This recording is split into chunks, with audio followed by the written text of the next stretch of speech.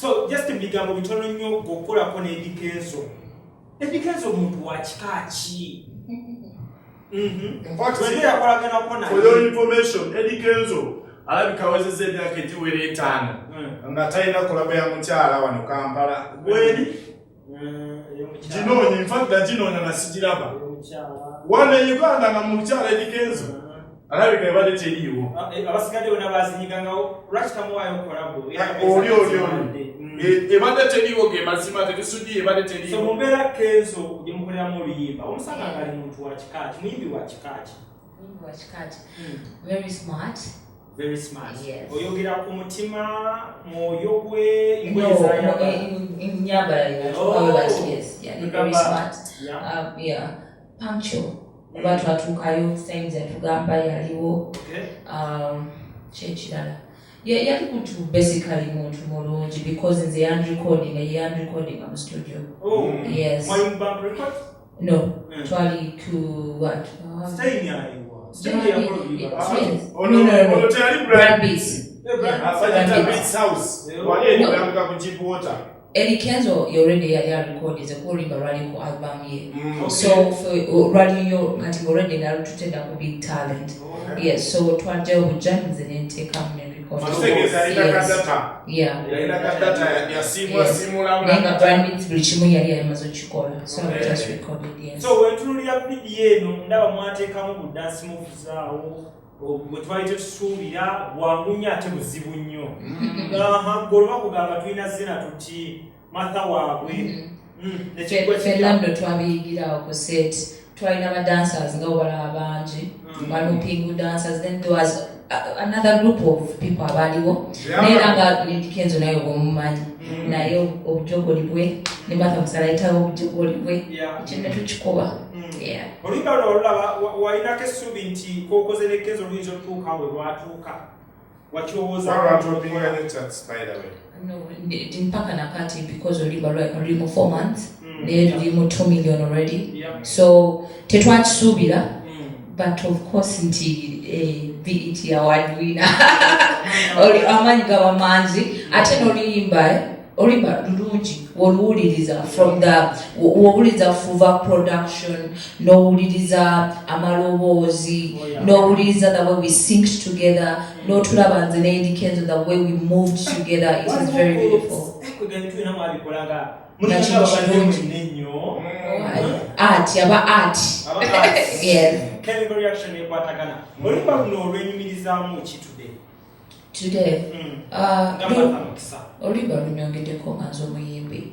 Yes. Sikyali Martha oli gwe maaso okukyaza luli eri. Yes. Neyongeddeko ng'omuyimbi there is growth. Waliwo growth ku pages zange. Waliwo growth ku YouTube yange. Nengeri kati abantu gye bareceivingamo music wange bantegera kati Martha is fire. Yes, they know, but kati batandise okutegera ekiri munze kyencha abasumulirako mpola mpola. Yes, yeah. Okay, then kino kiyiseewo buyisa ngenda kiyisaawo kikuwa eside yo naawe kiyiseewo tukijjewo. Waliwo allegations nga abantu bamanyi naawe nga ye babisuulawo ti Martha kakoze ne Kenzo takyava ku Bank Records, takyava ku office ya Musuuza. Wali abagamba oluusi nti mu motoka ya Musuuza Martha bamudropinzeeko. Relationship yammwe ki ekyaddakawo after this song? What do you mean? You and Kenzo. Ki ekyaddakawo? Waliwo chemistry yaddakawo? Any interests? No. No.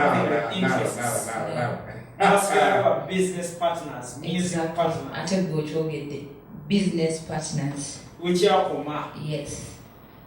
Kenzo oyina law.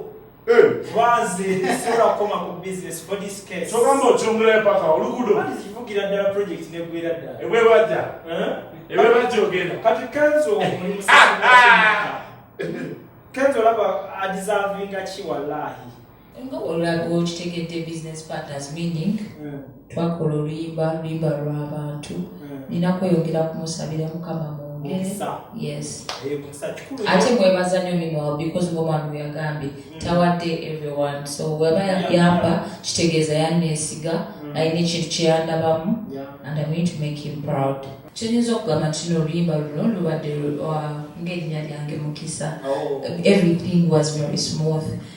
Mukama yatuyamba abaddewo corona nga naye yamukwatira wano, so obudde yabulina tetwafuna buzibu bwonna. Yes, buli kimu tukikoze nga kitambula butambuzi. Hello. Yes, how are you? I'm okay for India. Who is this? What I guess who is this one? You talk to Mother, she's here. Mommy, how are you?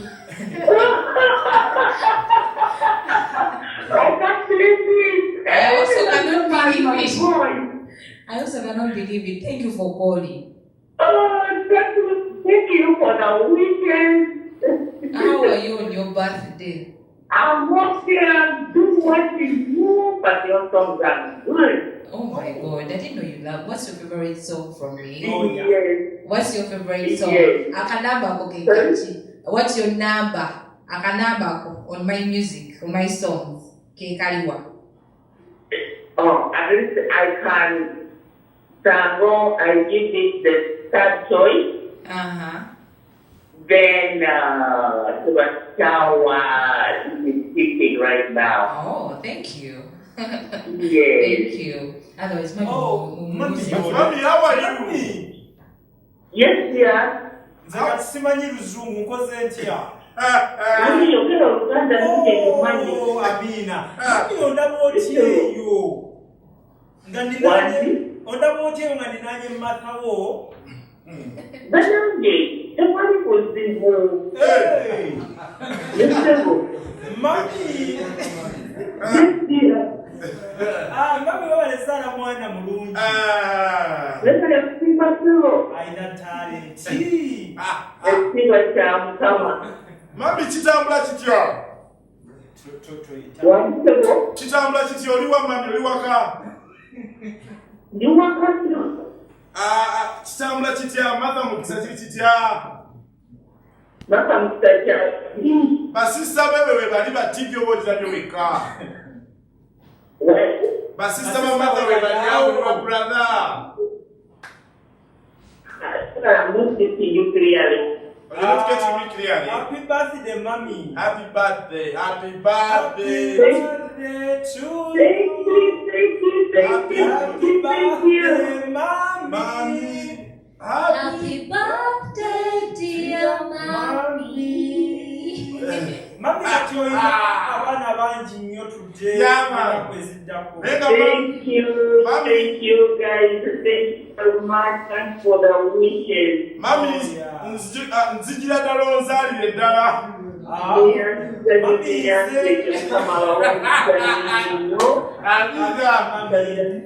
Nzija onzaalire ddala mami. Mami njagala kujalete ddala ebintu kati. Asa mami andabye kati. Ate abakyetaaga okundaba. Ngenda kuweereza bintu mami.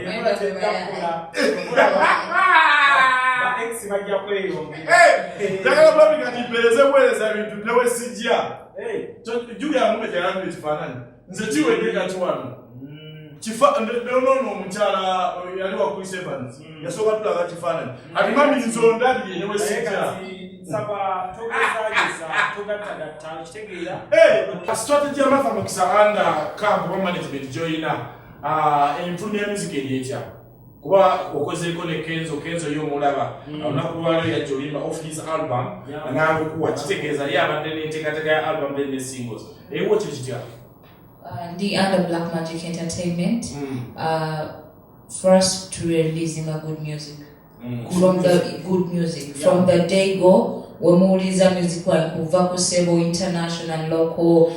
Oja kuwulira Mother Mukisa yani. Wajanga asanga. Okitegedde. Naye byaddala. Yeah. So we're releasing good music, releasing music wa abantu, releasing music azamu abantu amaanyi, abasanyusa, ate mukadde ketulowooleza nti bamwetaaga tetugenda kulekerawo.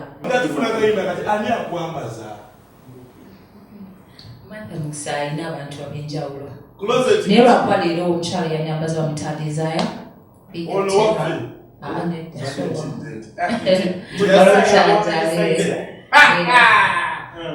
Nina abantu bangi nnyo abanyambako. sinzira ya okay akaviiri kayise wano akaviiri kano ka lockdown mami yakansibye Hey. ate lero birthday ye banaye mami happy birthday to you happy birthday mommy happy birthday to your mommy happy birthday to you bamwe bali kunsiba kaviiri aya basi so mami wobere Oi. ukasinzo mugi ndakukima kyo wolina okubeera abakyala tubalage eti engato obonja abanga toyagala kukwata engato bano abasajja barepist eno engato omwana gyalina okwambala eno nakukuwa gino anti gino eno engato eno gyolaba ekuskrin yo eyo gyebakwawuliddemu eyo eno gyebayita batya mbaza mukisa gideon boot oba ki Bagita boot. Yeah, these are boots, black boots. Okay. Simple, comfortable. Banage. Oboka agadde yongera kulaba matha mu style jayambala. yambuka mugi yambuka wano lujja describing awo yogerawo sebo gwategeerawo gwetwambuka sebo kuki ku panty eno gyebayita pandi ki Panty ebera gyebayita batya eno gyewakubye sigitegedde This is a two-piece. A two-piece. Yes, it's called a two-piece. abaana ba campus mweraga akwogedde two piece you know I always put on one piece I don't do two piece so I have two piece ajogedde eyambala size ki iyo Waliyo size za buliyo. Yes, mu two-piece. teyambala bano abakiwanda Anange naye zitantuuka two-piece. teyambala bano abakiwanda byaleetaga plus size bali ba Miss Cafe teyambala Nazo gye ziri. aleta 3 piece ani ajambala eyo teriyo Simanyi. byonna mubimanyira wano singa Martha mukisa okujjayo mulama gw'akayimba kano akapya ke tuliko Martha soka obwabulira abantu akayimba bakayita batya Akayimba akapya bakayita tebatukyawa. tebatukyawa Akayimba ka mukwano. Okay. Akayimba kano kagamba nti oba oyingidde mu laavu gumirayo muliro gumira muliro. Era n'ennyongera okugamba nti ewaffe gye tuva mu Benge ffe tetukyawa. temukyawa Era tebatukyawa. Oba oyagala okyawa ofuluma wekka ne nga tukoze eki tetukukyaye tetukukyaye. So akayimba kwe Yaman, watch the Yaman. weza. Yes.